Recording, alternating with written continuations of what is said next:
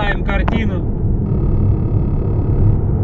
Знаходимося в Італії, 3-12, слева на горці.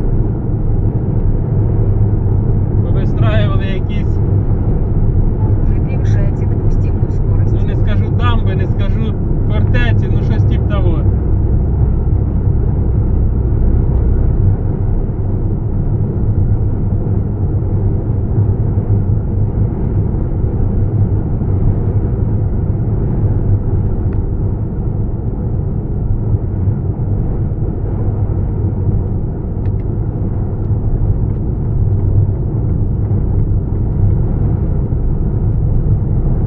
Їдемо по об'їзній Флоренції.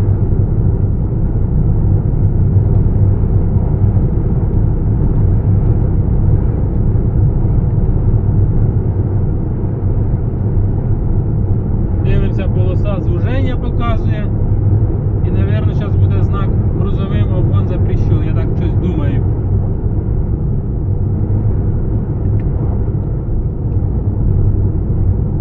Рома нам прямо. 400 метрів. Да. І знак обгон запрещен, як я й кажу.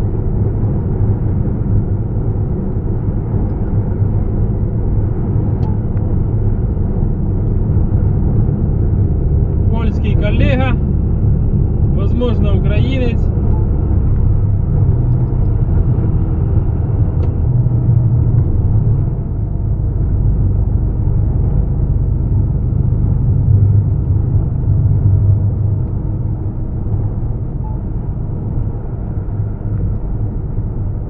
І знову ремонти доріг.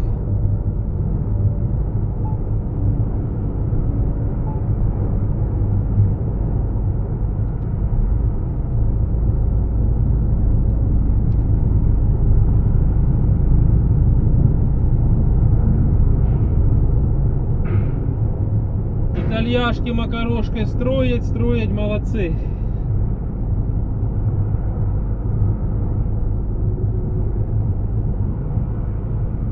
Як я вже казав, тунель 300 метрів, це не вважається в них як тунель. Це не достіження. А в нас построять 50-метрового моста і кричать на всю Україну: ми зробили достіження, построїли. Що то? Ну зато грошей украли на 8 таких мостів.